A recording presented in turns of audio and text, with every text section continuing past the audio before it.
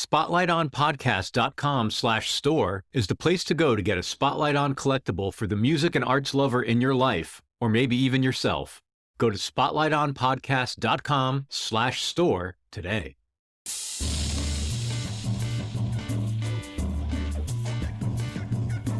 Hello and welcome to Spotlight On, the podcast featuring musicians, writers, innovators, and ideas shaping music, arts, entertainment, and culture. I'm your host, Lawrence Purrier. Today the spotlight shines on Phillip Golub, a Brooklyn pianist taking his music in bold new directions. Phillip's latest project, Loop 7, are a set of minimalist compositions performed on a piano tuned to 22 notes per octave instead of the usual 12.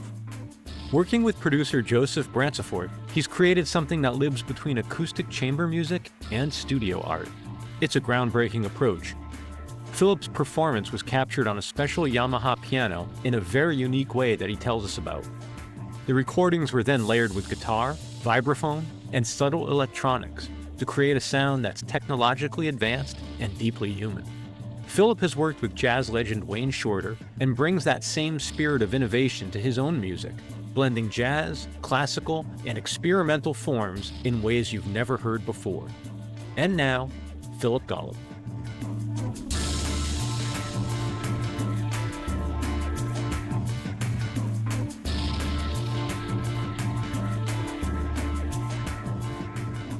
Something that strikes me initially in your work is that, and I think it happens often when we get into process music or process-like music, which is we can get caught up in the intellectualism of it. But I find that especially Loop 7 and filters, it maintains so much humanity. Yeah. How does one not over-intellectualize it? Because clearly you have a background, you're immersed in the knowledge of the music and the traditions that you draw from. How do you safeguard the humanity? That's a great question, and I appreciate it. Thank you for saying that. I guess I always find that I'm a rather intuitive composer and musician, and I have always just centered intuition in what I've done. And through my education and schooling, when I would learn about how some composer at some time set themselves some strict parameters to write a piece, and it's not that I was skeptical of that. I was always curious about what that could produce, but I never felt like, oh, that somehow makes it credible, or that somehow makes it worthwhile, or that somehow makes it more valuable. I never felt that. And I'd sometimes notice my colleagues in school would feel that. And that's just not a feeling I don't know, that's growing up. That's not why I got interested in music. I got interested in music for the visceral things it would make you feel. And fundamentally, that feeling you get when you hear something you haven't heard before that you're attracted to, and you say, wow, I didn't know that was possible. I didn't know you could do that with instruments, with sound, with human bodies, with whatever your tools are. So yeah, that's just been always kind of clear to me. And I'm sure we'll get into it. Loop 7 does have some pretty strict process stuff going on, but it's like, I happened upon it and it's there, but it's not what the piece is about. The piece isn't about showing you that. That's just a thing that helps me do something, And it's certainly not a thing I conceived before and then wrote the piece within. My process for composing my whole life from when I was very little to this day is essentially very slowed down improvisation. It's just messing around with something, finding something, okay, sketching it out. And then I might say, okay, it looks like I have this thing which could turn into a device or a tool or become a process.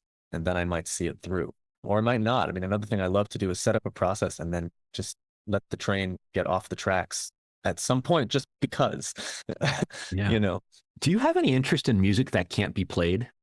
Yeah, sure. I mean, I think most recorded music that we hear on a day-to-day basis is music that can't be played. Essentially, a version of it can often be played. But if most music we listen to on the radio, top 40, whatever, is a studio creation, is a thing with overdubs, with effects, with whatever, chopping up audio, with things that cannot be done live. And the mixing today the mixing and the production is as much a part of the music as the so-called music itself. That's a unique element of recorded music. So yeah, I'm very interested in bringing that into more in the jazz and creative music and new music side of things, which I feel often forgets about that, ignores that, hasn't caught up with that, at least in the recorded medium. So yeah, and then I guess maybe more what your question was after. I mean, I studied with Michael Finnessy, who is known for writing some of the most difficult piano music. He also should be known for much of his other music, which he's unfortunately not as known for, which isn't all crazy hard, but he's partially known for his insanely hard piano music and pushing the boundaries of what's playable, and really interesting things can happen in that space. Yeah, it's those there's a lot in there. As you were even responding, I was realizing the sort of ignorance behind the question in terms of course, that's how so much, increasingly even more of popular music in particular is made. But then also there has always been that strand in jazz, especially, right? Like I think of the Miles Davis tapes that Teo Macero basically assembled some of that Electric Miles era stuff. And I'm sure even going back with people with razor blades and cutting tape up to get the best cuts or the best takes of something. So although that doesn't make the music unplayable, it makes those versions certainly different. Right. I wonder if we could maybe open the aperture a little bit or step back and hear a little bit about your journey, particularly to microtonality, and maybe talk a little bit about, you know, the early Philip in terms of jazz and classical music. And was that what you were raised in? Were you ever into popular music? Sort of just set the table for me a little bit, some context about you. Sure. Yeah, I grew up studying classical piano from the age of 5. My dad is a composer. He went to school for new music composition. He also works in the film and theater side of things. So there's a lot of music at home. He's a jazz fan. He had Bill Evans and Oscar Peterson and Earl Garner and Thelonious Monk CDs at home. So I grew up with all that around me. And yeah, frankly, I'm pretty ignorant about current popular music. I'm a little more knowledgeable about older popular music. And sometimes I regret that because I think there's things to learn from all music, and certainly things to learn from our current culture always. But it is what it is. There's only 24 hours in a day, and I can't make myself interested in things that I'm not interested in at the end of the day. Yeah. And then in terms of microtonality, I can't really think of a moment where it started. It has crept into my music slowly but surely over years. Back in, I don't know, earlier in my 20s, I maybe started to put some quarter tones in some of my concert pieces when I was in school for composition, and just starting to learn about some just intonation things. And I think I've grown and caught up with it as the world around me has too. I think there is more and more awareness of just intonation, of different Edo systems, equal divisions of the octave, and what they can do and why you might use them amongst people interested in avant-garde music today. And I think I'm honestly just riding the wave a bit.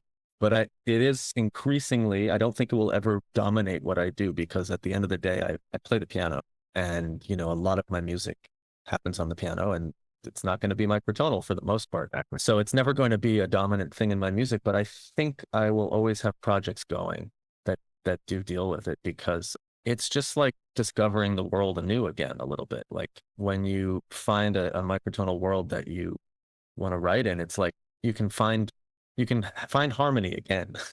Like it's like a new thing to discover. It's like I don't feel like there's that many new chords I can find, you know, at the piano. Like of course I can rearrange them in new ways, and that's fun, but actually like, hey, I like this sound. That's it.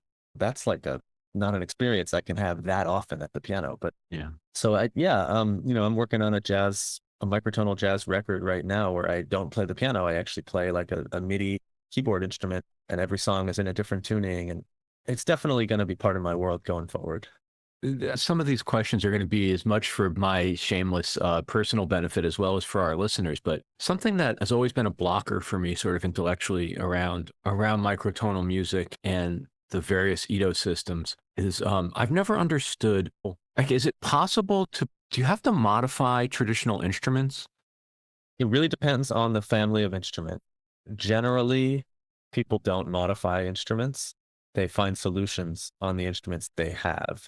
Of course, it'd be great if we could just design instruments for different systems, but that's just not, well, I know people who've done it. I know people who have 3D printed double reed instruments that, you know, have different it is possible to do, and people do it, and people design guitar necks with the frets in different places or with movable frets. And so modifying instruments is definitely a thing. It's such a niche. It's so costly to design and create instruments. There's so little demand. It's just actually hard to make it done. And there's also so many competing microtonal systems, and you might want to use one for one reason and another for another reason. And unless your instrument is somehow going to accommodate all that, it's it's hard to figure out the perfect solution in terms of modification. So, people find ways. Yeah. For string players, it's really, there's no frets. So they can essentially play anything. They just have to be able to hear it.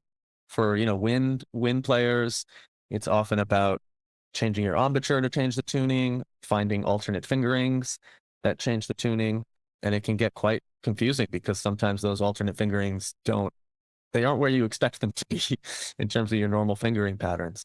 For loop 7, which we're talking about today, the guitar was able to retune the strings to very precise things that we figured out to be able to get the notes of my piece, so that when he plays, we know that if he plays on the 6th fret on the G string, it's going to actually be this note, and that's exactly what we need. So that's called scordatura. And for the vibraphone, we used this technique where you put Mortite, which is it's like what you use to seal your window in the winter. It's like a gray putty, like string like putty. Yeah. Yeah. You could also use blue tack, or people also use magnets, but basically anything that can stick to the edge of the vibraphone, and it essentially adds mass to the bar, which lowers the pitch. So you can lower the pitch of vibraphones by doing that. The Steve Lehman, who's alto saxophonist and composer, who's really led the charge in the jazz world on microtonality, writing microtonal music in the jazz context. He's had custom vibraphones made for his octet. Yeah, it's just different context specific for sure. And just at the risk of restating something you already said, is the main draw of composing in that realm, is it for you, it's just about more palette to work with? I think broadly speaking, for me, it's that. Yeah, I'm someone who loves harmony. I think all of my music deals with harmony in a pretty fundamental way. I think, yeah, I'm drawn to microtonal music because of what it offers in terms of new harmonies, new sounds. But that is not a universal. There are people who are drawn to microtonality because it creates certain sonic phenomena when you have two notes that are very, very close to each other, and you hear the beating pattern, and it creates these amazing sonic phenomena. That's really cool and wonderful, and I love some of that music, but that's not what I'm interested in. I had a teacher who once said, actually, it shouldn't be called microtonality, it should be called macrotonality, because he actually didn't like all the tones. Well, his reason was microtonality makes it sound like it's very small intervals. Like it's all intervals that are smaller than a half step. But actually, he didn't like those intervals. He thought they were ugly and dissonant. But it's macrotonality. It's actually about bigger intervals than steps and how they interact. So yeah, I'm kind of more in that camp a bit. I like really interesting thirds and wide seconds and strange fourths and in that range, rather than these really small intervals which create these sort of beating things. But that's a whole other side of microtonal music, which is totally legit and cool. And there's lots there too. When you say a whole other side, you mean that the sort of vibrational element or that almost somatic experience you can have around this music. Yeah.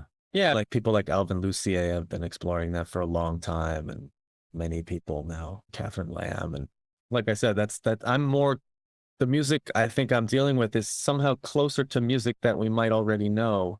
I would say there might be a third category of microtonal music, which is to make strange what you already know. Oh, I love that. And there's people who do that as well. I think I'm neither. I'm somewhere in between, where it's like you recognize elements, but I'm trying to make my own new thing over here. But I don't know, on a basic level, the building blocks are shared with other music we might know.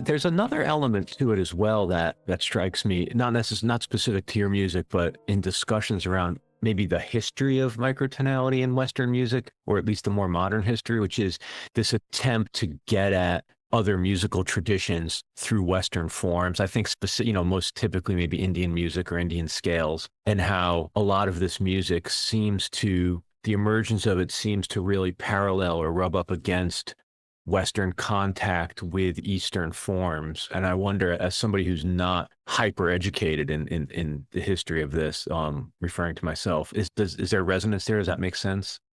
Absolutely. Yeah. I mean, I think as we move further into the 21st century, there's more and more awareness of non-Western music and culture, more broadly speaking. And I think that is part of the reason for this sort of like more and more interest in microtonal music. As people learn about Arabic music or African music or, East Asian music or what have you.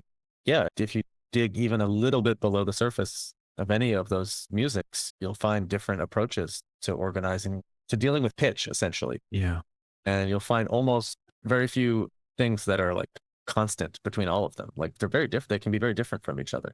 Certain shared attributes as well. But I should mention I play a lot with a Lebanese violinist and composer named Lael Shaker. I've been in her band for about 6 years. And for the past few years, we've been incorporating, I mostly play piano in the group, but I now also bring a MIDI keyboard. And for a couple of songs, I play an instrument on the keyboard, which we tune differently for different songs. And in the Middle Eastern world, people have been using keyboard instruments microtonally for 5 or 6 decades. It's nothing new over there. Yeah. But yeah, I think that's part of it for sure. And for me as well. I mean, I'm not necessarily interested in microtonality for the explicit purpose of getting at the things of other musics and cultures. However, yeah, I very much check out musics from all over the world, and I would say I'm indirectly influenced by them all the time. The sounds are in my ears, and I might find myself imitating a certain sound or something, even if I'm not dealing with it directly as a kind of explicit reference point. Yeah, no, I get that. In fact, for a lot of artists, not entirely different from how you'd interact with any other input or any other reference or what have you. Right. Could you tell me a little bit about the 22 Ito? I have a couple of questions around that. Yeah. One is very specific to this piece, to Loop 7, which is how did you arrive at that as the modality or the mechanism? The other is, I wonder if you could talk, again, for my benefit as well as listeners, a little bit about, I guess I was going to say the history or the development, like the Ito systems, if that's the right way to refer. How did those emerge in Western music? Like, did somebody sit down and discover? Are they a discovery or an invention? I would say, interesting question. I would say an invention. I would also preface everything I'm about to say about the history with, I'm not a historian of any of this, and I'm not using these things because of any particular historical knowledge, or I've picked up what I've picked up by being around it a little bit. Kyle Gann's website is a good resource if you're starting out being interested in microtonality. Okay. There's other books, there's other websites. You're not the official ambassador from the land of Ito? No, hardly. But, I do know a few things. And Ito's, which again, for listeners who don't know, means equal division of the octave. So taking the octave and dividing it into an equal number of steps.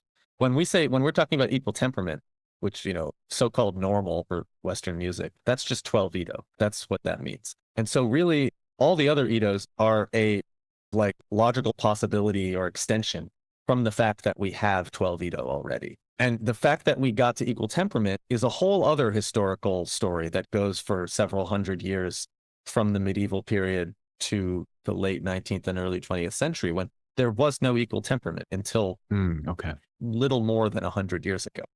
Yes, piano, keyboard instruments had 12 notes. That's true, but they were not tuned equally for most of the history of these keyboard instruments, these types of instruments. They were tuned in different ways, sometimes for different pieces. So the big sort of struggle or kind of push and pull that led to the compromise of equal temperament or 12 Ito is how to get your thirds and your fifths sounding good. Because if you get your thirds sounding good, your fifths start sounding bad. If you get your fifths sounding good, your thirds start sounding bad when you want to play music in all 12 keys. This was a kind of constant pull and pull, and it led to this thing called mean tone, which was used in the 18th century a lot. Yeah, eventually composers started to write in more and more keys. They wanted to modulate in their pieces into more and more keys. Some of the keys don't sound good in mean tone, whereas other keys sound great. So equal temperament ended up being this sort of historical compromise that was like, well, we'll have all the keys sound okay. Yeah. And when all the keys sound okay, then will be able to play in all 12 keys, which is what composers were increasingly wanting. But it's a big, giant compromise, the tuning system that we take for granted in the West. And then once you have 12 Ito, I don't know the history of this very precisely, but in the early and mid 20th century, people start to say, why can't we divide it in other combinations? And why can't we have other ways that we think about tuning that are completely from a different perspective? The reason people use 22, or the reason why I and many other people use 22 a lot, is that it just so happens that if you look at the intervals that you end up with 22, there's a lot of intervals that very, very closely approximate some really nice just intonation intervals. So the weird thing about Ito systems is like, they're not based on sound at all. They're just entirely theoretical, right? It's just mathematical. There's nothing about actually the way, it has nothing to do with the overtone series. Oh, so are there Itos that don't work? Well, sonically, that's a subjective and a thing that you might want to use 21 Ito. That's true, because it has this sound, but more apt to create a dissonance as opposed to. I suppose, yeah. If you're looking to have the thing that Ito is great for, and it's the same thing that equal temperament or 12 Ito is great for, is modulating, right? Because if all the steps are the same, you can play the same thing again, starting on a different pitch. You can move down the keys, you can move around. That's what's so special and cool about Itos. But actually, none of the intervals are tuned to any real overtone. There's nothing that has to do with the actual physical resonating nature of sound that is captured in Itos, except, of course, the octave, which is the first and second overtone. But 22 just so happens to have a bunch of notes that are very close to the fifth partial against the fourth partial, the seventh partial against the fourth partial. Those are good intervals that people interested in just intonation, they often want in their music. And 22 just by chance happens to have a bunch of them. 31 also has a bunch of them, so people often use 31 Ito as well. It's just a little more unwieldy because you got a bunch more notes to deal with, harder to notate, harder to figure out how to do on a MIDI keyboard. But yeah, I mean, that's why I chose it, essentially. I know that it's a thing people do who are interested in pure intervals. They use 22 Ito. When I was writing the piece, I wasn't thinking, now I'm going to use the fifth partial here, and now I'm going to use the seventh part. I wasn't thinking super explicitly about that. But when you look back at the chords that I did write, you will find a combination of very pure consonant intervals and other more dissonant ones in most of the chords of the piece. Thank you for that, first of all. Yeah. Knowing that this is not a visual medium, I wonder if it's possible for us to have this next part of the conversation, but are you able to describe what 22 Ito notation looks like? My understanding is that you used a little caret mark next to a note. There's a couple different conventions for it. I, to be perfectly honest, don't like any of them. I think it's really hard to notate these Ito systems because you're confronted with a choice. Either use a bunch of new symbols that you then have to re-internalize as if it's your first time learning about accidentals, or use some symbols we already know, but they don't mean what they used to mean. So then they're confusing. I actually haven't had to properly notate that much 22 Ito music because like when I play this piece, I'm sure we'll get into talking about how we created the recording, but I play it on a MIDI keyboard and I actually have it mapped out so that my MIDI keyboard is one half step, like normal half step on the keyboard is one Ito step. So it actually takes 22 steps to play an octave on the keyboard. It's totally a mind twister to actually play, but I'm able to notate the piece as if it's normal music for myself and just play it, and the computer will take care of the tuning and, in the MIDI output. Of course, we were able to record this on a real piano, and we can talk about how we did that later. Yeah, I can't wait to hear about that. Yeah, we'll get there. Yeah.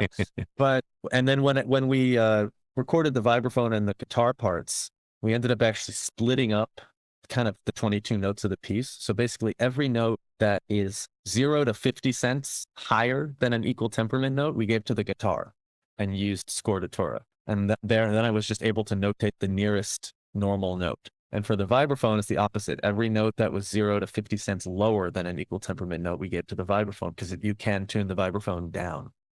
And then I was able to, again, notate normal notes for the vibraphone. So actually for this piece, I didn't have to answer that impossible question. But yeah, there's different conventions. If it's basically, some people use sharps and flats and little arrows for the smaller ones. But again, a sharp isn't really a sharp. And a D isn't really a D. It's like it becomes very messy very quickly.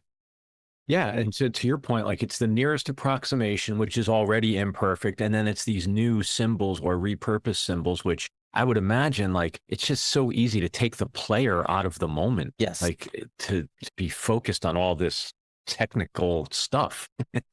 Yes, for sure. And that's why I think a lot of people don't use Edo systems. And in some of the other music I've written that's microtonal, like that upcoming jazz record that'll be out in, I don't know, a year or two, I use 31 Edo on one piece on the record, but most of the other pieces on the record, and I use just quarter tones, which is also, of course, 24 Edo on another piece. And people are used to playing quarter tones and reading quarter tones. That there's quite a long history of that at this point. There's a simple notation for it. People are comfortable with it on many instruments. But all the other pieces on the record, they're not actually in any Edo system. They're just a specific set of pitches, usually pure intervals. I want the fifth partial of the root, and then I want the seventh partial of that note, and I want the this of the that, and I create my set of pitches, usually 12 notes, so I can play it on a MIDI keyboard easily and have it all be intuitive to exact pitches. And to notate that, there's a system called Hedgie, which is for notating. It's designed to notate just intonation, essentially, all pure intervals, a whole number ratio intervals. And that comes with its own challenges because it's a new system, but it is a very, very good system, and people are using it more and more. And it's really robust and clear and not ambiguous, and things mean what they're supposed to mean 100% of the time. Yeah. So yeah, those ones are notated with that. We'll be back with more Spotlight on and Phillip Golub right after this break. After listening to this episode, head to thetonarm.com, our new online journal covering unexpected music and culture. This week on The Tone Arm, violinist Jenny Scheinman reflects on California's lost coast through her new album. South Korean jazz drummer Sun Mi Hong on how relocating to Amsterdam influenced her music. Martin Thompson discusses how he moves from shoegaze guitar to experimental electronics with Bit Cloudly. And Mike Baguetta reveals how his touring trio Massive improvises and workshops the next album's songs on the road. You'll find all this and more on The Tone Arm. And while you're there, be sure to subscribe to our email newsletter. That's thetonarm.com. The Tone Arm, putting a needle on the cultural wax. And now, back to Spotlight on. All right, let's pull ourselves out of that rabbit hole a little bit and talk more specifically about Loop 7. So my understanding, both from the material I've read and as a listener, is that one of the big differences or advancements between Loop 7 and Filters, one of your previous works, is that it's no longer just piano. And you've brought in these multiple other collaborators and instrumentation. Yeah. I'm curious if you could tell me a little bit about the relationship between the electronic and acoustic elements in Loop 7. Because for everything you've said so far, one thing that strikes me is that like controlling for variables must help make the composer's job a bit easier. Like I could understand why there could be an extensive body of solo piano work in this realm. Like it's okay, it's easy-ish to manage. Now you're going to bring in other instruments. Could you talk a little bit about that? Yeah, I mean, the way I've done that in this piece, and by the way, the Filters work that you mentioned earlier, which is a solo piano recording also on Greyfade, I've done it before with other instruments, so that's not necessarily a solo piano piece. The loops I've written are like you just said, it's a body of work that is all sort of within a certain approach to composing. A songbook almost, or Yeah, something like that. It's like, I don't know, I think I'll keep adding to it for many years, like one or two a year, and we'll keep recording these things. And it's just like kind of a thing I do over here. It's like Masada. It's like Zorn's Masada. Yeah, something like that. Yeah. And actually, I mean, there's actually pretty strict rules, which I, again, sometimes break. But there's rules about how that works, whether it's microtonal or not, whether it's with other instruments or not. And that's basically, that has to do with a sort of dominant melodic voice, which is accompanied by a bass note, which moves at a slower pace than an internal voice, which is always triads, usually triads, three or sometimes four notes, usually 3 or 4 note chords, and usually simple triads. That, of course, changes with microtonality a bit, but that's how it's structured. You'll hear this very clear outer inner note attack, and then a response in the between the range of those outer and inner notes at a quieter dynamic. And it's about the interplay of those two and the resonance of those two on the piano that, for me, is like what these pieces are, I don't know, it's not that it's what they're about, but that's one of the things that they do. And yeah, like I said, I've done all the previous filters pieces with actually a large ensemble. I did them once in a large church with musicians spaced all around the church, all kinds of different instruments. And basically they have the entire part, my part, and they have sort of certain parameters, instructions for when they can enter and when they can exit and which lines they can take. But essentially they're doubling me. And what's happening is the orchestration is constantly shifting in a kind of kaleidoscopic way over the 30 minutes or 40 minutes that we're playing the loop in a kind of very fluid way. So that's always been one version of the piece, which we haven't recorded that version. Solo piano is another version of it. So I'm just the pieces are the material, and then there's different ways we can perform and record them. So this loop 7 is the first time we're giving a window into, okay, this doesn't have to be a solo piano work. We've now added guitar, we've added vibraphone, we've added very subtle synths, and we've added some live processing electronics. Sounds beautiful. Yeah, so for me, it isn't a huge departure from how I've conceived the pieces in the past, which is that the piano is always playing the whole piece. That never changes.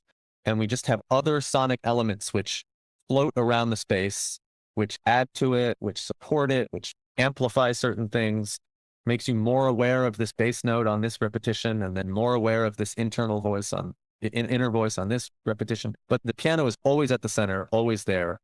It's just the thing that's really new is that we're making a recording that really does this, and we haven't released something like that before. Yeah. It seems like Greyfade is a great home for these projects in particular. One, because they're assembling quite a catalog of really interesting new music and process music, but also just the technical ability that Joseph brings to the record. Like it's the right home. It seems like, and I wonder how you feel about that. Oh, I couldn't agree more. It's the right home in every respect. I mean, working with Joe has been such a blessing. I'm so lucky to have found him, and that, I cold emailed him with the Filters record, and a few days later he wrote back and said he'd listened to it many times and he wants to do it. And he's just such a good musician, has such good ears, such great technique in the studio. But also, we were talking about intuition before. He's someone with so much gear, so much experience, so much technique, but such an intuitive person. I've seen as an engineer, he won't just do something because, oh, that's how you do it. You're supposed to put this compressor on this, and then that's what you do. No, it's really intuitive. And so being with him, working on the production of these things has honestly been so eye-opening and such a learning experience for me. But yeah, I mean, it's when you look at all the music that Greyfade has put out, it's like hard to say what exactly it is. Like what is, processed, minimalist, blah, blah, yeah, but it's somehow not that and more than that. But I absolutely feel like it's kind of one of those, it when you see it things, and it really does feel like this music fits like a glove on this label. And I think this record I feel even more so than the first because of the way it really subtly exists in the space between acoustic chamber music and produced recording, like produced studio creation. It's almost like you're listening to a piece of chamber music that was played live. It's almost like you're listening to an entirely studio created assemblage of sounds. And it's really both all the time. Yeah, I agree with that perception. Yeah. Yeah, I really like that. I'm very proud of that we've created that. And I think that is Joe's bread and butter. Like he's the perfect musician and engineer and like music thinker to create that kind of thing. Yeah. I know it's an inelegant analogy, but there is something almost, I guess more broadly, you could say he's building what a great independent label does, which is a very specific sort of sonic and visual identity. And it's very hard to escape a comparison to ECM. Like he's starting to develop a world where you almost could recognize a Greyfade release, but also the artists are still so unique. Like they're not subsumed by the label. It's really a wonderful thing to witness. Yeah. I want to understand the recording. First of all, thank you so much for being so willing to get into process. Hopefully it's not too annoying, but oh yeah. I hope listeners are actually interested to hear all this sort of under the hood stuff. So it's why they come here. Trust me. Great. I'm so fascinated about the mechanics of the separate recordings, and I don't know. Could you tell me about using the Yamaha keyboard and like what was going on there? Yeah. Well, I have to really hand it to Joe because this was really his idea. I wrote some loops last year and I sent them over to Joe and I said, I have some new material. I'd love to record them. I'd love to work with you on them. I said, this one, it's in 22 Ito. I don't think we're going to be able to record this on a real piano because, as far as I know, there haven't been any 22 Ito pianos created. Yeah. Yeah, I said, here's a mock-up I made like with software, and maybe we could make a really produced software instrument version of this and record some other instruments on top. And he said, yeah, okay, maybe that sounds all right. I don't know about that. It's missing some important element. And he wrote back a little bit later, said, I have an idea. And it was like a crazy, well, first we had this idea to like record it one note at a time and then vary speed it so that the pitch would shift. And we'd record each note at different tempo so that when we changed the pitch, it would be at the right tempo and everything would line up. Oh my God. There'd be a special room for you at Bellevue by the end of that. Yeah. I mean, it honestly, it would have worked. And Yeah. And it could have been cool in a certain way because we would have had each note of the piece on a different track and could have mixed it in a crazy way. I'm still curious about that idea for some future thing. I mean, the opportunities it presents for like immersive mixes. Yeah, exactly. Yeah. That's exactly right. We were thinking it could start realistic and then all the notes could go different directions in the stereo image, something like that. So it's definitely on the back of my mind for something in the future. But yeah, basically what we ended up doing is I made a performance of the piece that was on my MIDI keyboard with Pianotech software in my DAW.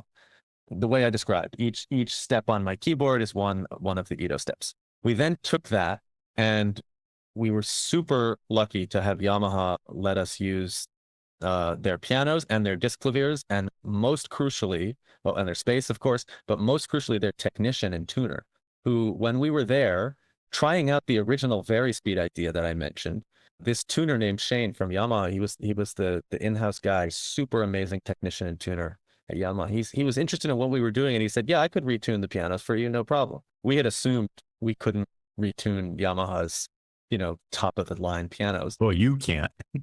Well, that's right. That's right. But we had assumed they wouldn't allow it. And Shane just said, oh yeah, I could do that. No problem. They're essentially his pianos that he's taking care of. So what we did is we muted half the notes of the performance. We separated out onto 2 different MIDI tracks.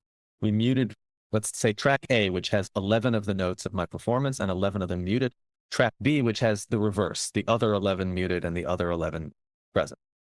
We then start the timeline at 0, put the MIDI through Joe's laptop into the Disklavier with the piano retuned for those 11 notes of the piece and hit record. We then retune the piano for the other 11 notes of the piece, use track B, which now has those notes, hit record again, also with the timeline starting at 0, and we now can stack the audio together and have a performance of the piece. Same piano, same room, same mic placement, same day. And so it creates the perception of a 22 Ito piano in the same space, in the same room with the same mics. And yeah, I got to hand it to Joe because I would have never thought of that. What an aha moment, right? I could just imagine the visceral somatic charge you must have gotten realizing that could work. Yeah, I was skeptical until it happened, to be honest. We all were. It was frankly an experiment. We think this will work, but who knows? I mean, and it was really weird to hear the Disklavier play half of my piece back at once. It would play 11 of the 22 notes at a time of the piece. And I'm like, this just sounds so weird. Yeah, that alone is kind of interesting. Yeah, it's for sure. Yeah, after that, we basically had a performance of the piece that we were married to. Now, we already knew we liked the performance because I was able to edit that in the MIDI before we even recorded, right? And then we got together at Joe's studio in Mount Vernon and brought Ty and Aaron up to record the guitar and vibes. And they just overdubbed several takes, and we used bits and pieces of all the takes. Could you explain what a Disklavier is and how it extends the capabilities of the piano? Yeah, Disklavier, and that's Yamaha's version of it. Steinway has one called Spirio. They're very much in competition. But basically, it's a digital player piano, essentially. It's hooked up to a piano, and it can both record what you play at the keyboard and with the pedals and everything. And it can also accept MIDI. You can plug it in USB and play MIDI. You can download files onto it. What it's used for is up to anyone who owns one, I suppose, but it can be used creatively the way I've done. And people have, you asked earlier about music that's impossible to play. That's something a Disklavier can be used for, is you can program music that's possible to play, but by two hands by a human being onto a Disklavier with MIDI and create a performance of a piece that way. Yeah. I imagine if Nankoro were alive in the time of the Disklavier, he would have used a Disklavier, you know. Now there are people who use Disklavier to record classical piano. It used to be that you would record, I mean, it still is for many people, of course, you record many takes of your, you know, whatever, your Schumann or your Beethoven, and then you'd edit.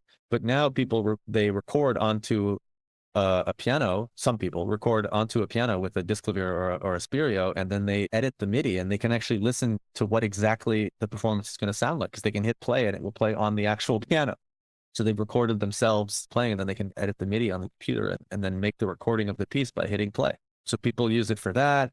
I'd say in terms of what they exist on the market for, it is largely for people to have background music at their cocktail parties, or for to put on cruise ships to have a piano going in the background or whatever. Really? Oh yeah, I would say that the vast majority, if you look at the marketing, that's where they're selling them. They're selling them to wealthy people or institutions that essentially need background solo piano music.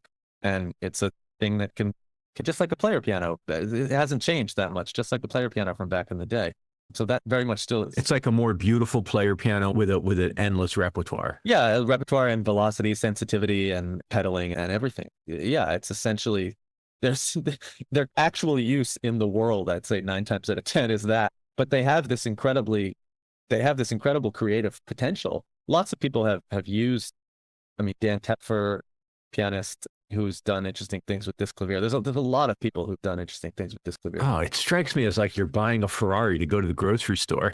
It's like... yeah, it is a little bit like that, but at least the Ferrari exists for the 1 in 10 person who wants to do what it's designed for. Yeah. So it's not a toy though. I think that's the thing that is interesting, is that it's not like, because there's such an interesting history in creative music and other realms of people taking instruments that weren't necessarily professional caliber or built for maybe professional performance, and then using them in various environments. But this is a high-end instrument, correct? Yes, they're not cheap. I mean, I don't remember exactly what they are, but you can, when you buy a piano from Yamaha or Steinway, you can now have it shipped, with it installed already. You can also install one on your piano, and you can also, it doesn't have to be a Yamaha or a Steinway. You can have these systems installed on any piano. It's essentially just a bunch of sensors that they put in the action, which capture the motion and can replicate it.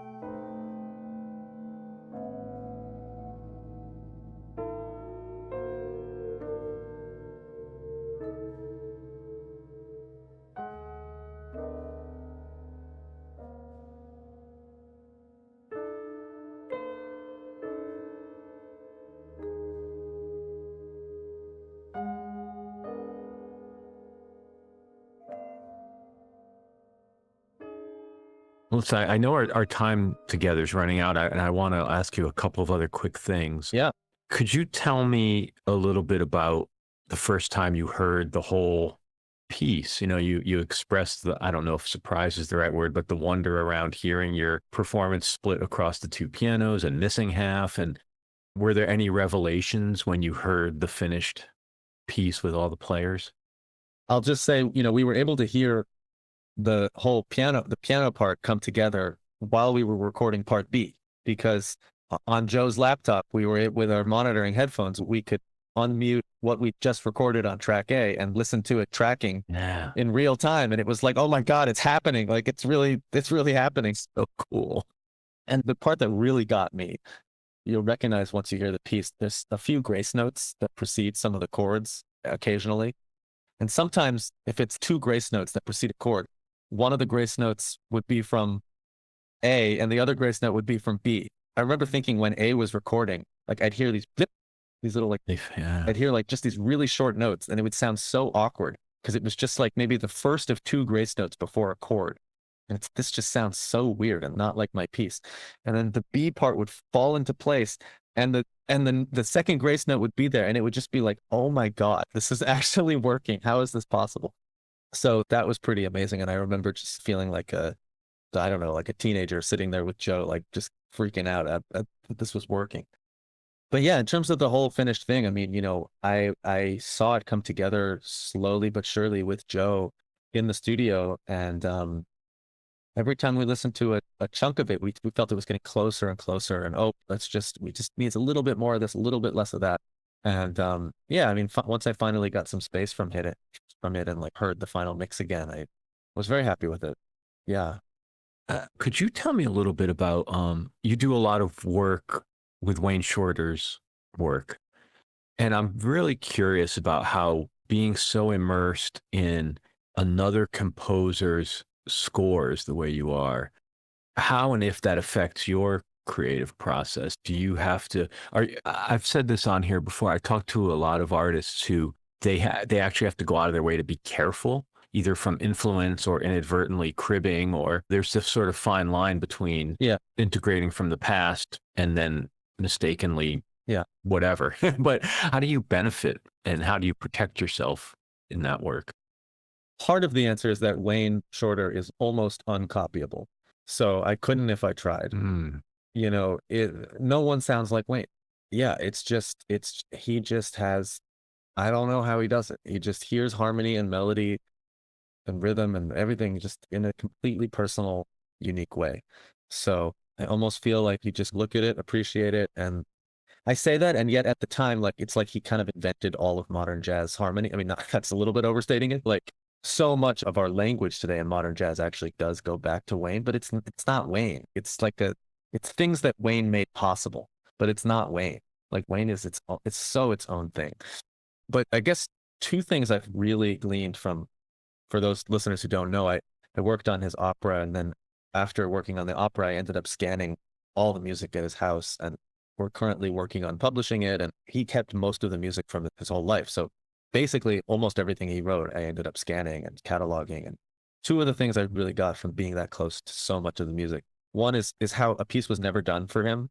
I would find versions from across the years of pieces, including some that go back to the 60s, and he would still be changing a rhythm, whatever, changing a melody note, adding a different chord change, like whatever. There's so many different versions of a piece that when we actually get to creating, it's on our very close to the top of our sort of priority list of things we want to do, is create an urtext edition of the Wayne Shorter compositions and songs. It's going to be very hard to decide what is the song, because there's sometimes 10 different copies of a piece and they don't all match, and then the recording doesn't match any of them. So, it's that is really fascinating. And I've tried to keep that mentality that, for example, my quintet record, Abiding Memory, it's been out for half a year now. We recorded the music over 2 years ago, but we're still playing the music live, and I still make changes every time we play it in rehearsal. That thing, it's not working. Let's try it like this.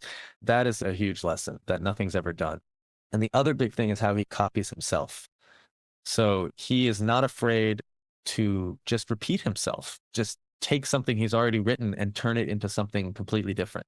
And I think so many composers today, I don't know if it's a bit of the capitalist mindset that we're in, but feel like we have to create something new every time we sit down to write. And it just doesn't have to be that way. You can take material that you've already written and spin it differently, draw it out differently. You can do the same thing you've done last week again in a different way. Get deeper into it, find more meaning in it, see it on its head. So Wayne does that in big and small ways. I mean, the same harmonic devices would show up. I've noticed the way he uses voice leading, moving chords by half steps, some of the voices by half steps to get a new sound, keeping other ones. He does that a lot. Using a melody. Again, he'll just literally like take the same melody. It was a ballad and now it's an up-tempo tune, and then it's totally different. Or taking tunes from the 60s and completely rewriting them in the 90s, making a whole new world with them. The craziest example of that I can remember, and people will have to wait until one day the opera is recorded to actually hear this.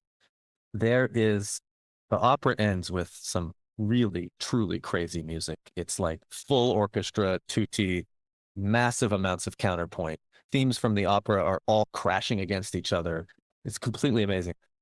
I was listening to the rehearsal. No, actually, that's not true. I was listening to the MIDI playback before we even had rehearsal in Sibelius, because, I was, one of my roles on working on the opera was to create the Sibelius file and create the score. And so we had copied the whole piece with a team of people into Sibelius, and I was listening like to the first time. I was essentially the first person to hear these notes and thinking, what is that? There's something going on. And I realized that at one point in all this craziness, there is, in the basses and cello, a bass line from the end of Atlantis, his record from the 90s, which I have on vinyl and I've listened to a million times. It's from the last track. And what the hell is that doing there? And it's just like in there. And, I would often find when he was composing a new piece, which I saw him do for years towards the end, he would have old pieces, the score, he would have it on his desk. He would be pulling some inner voice from the bassoon from that piece, and he would be putting it in this other piece. That is just amazing to me. And it's something I've tried to start to do almost consciously with some of my music. Say, yeah, I love this sound I found. Why can't I just reuse it in a different way? It doesn't always have to be entirely new. Yeah, it's interesting. I remember as a young man being introduced to that idea from Frank Zappa. He had this thing, conceptual continuity. Right.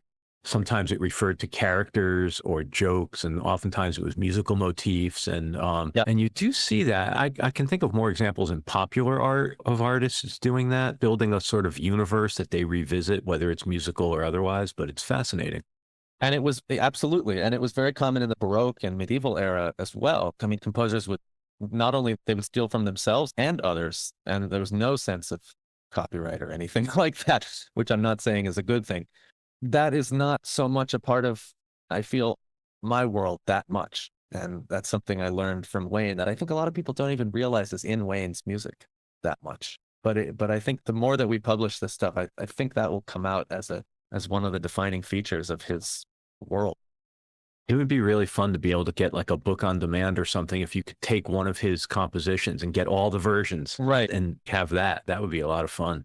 So that is one thing we're hoping, and it looks like this will happen. I'm not at liberty to say when and where and how, but it looks like a lot of these manuscripts will eventually be open to the public to view, certainly in person, perhaps online. And, we'll publish all the compositions, really not like the real book version, not like, but really based on the actual manuscripts, and people will get to study this music because, people want it, they need it.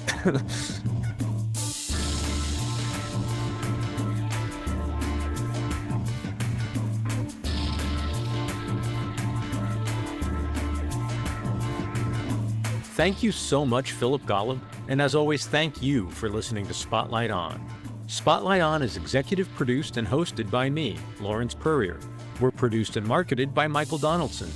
Editing and sound design is by Terry Grant. Our theme music is by Q-Burn's Abstract Message. The most important member of our team is you. Thank you so much for supporting our work. Now, please rate and review us wherever you listen to podcasts, and then visit us online at spotlightonpodcast.com. There you'll find our free episode archive, our online store, and a link to make a donation to support our work. Thanks for listening, be safe, and stay in touch.